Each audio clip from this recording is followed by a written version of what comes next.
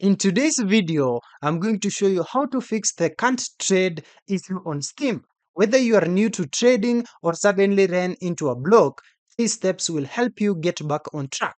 Let's get started. First, open your Steam app. This works on both PC and Mac. Make sure the app is fully updated. Once opened, log into your Steam account using your username and password. Be sure to double check your login details to avoid delays. After signing in, go to the top left corner and click on the Steam menu.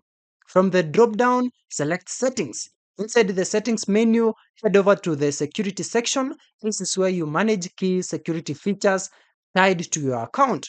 Click on Manage Steam Guard. This is a critical step. Steam Guard must be enabled to trade or use the community market. If it's not on, activate it now. This is very important. If you have recently changed your password or added the mobile authenticator, Steam imposes temporary trade restrictions for your protection. Changing your password triggers a 5-day trade lock. Adding a mobile authenticator requires 7 days of activity before full trading is enabled.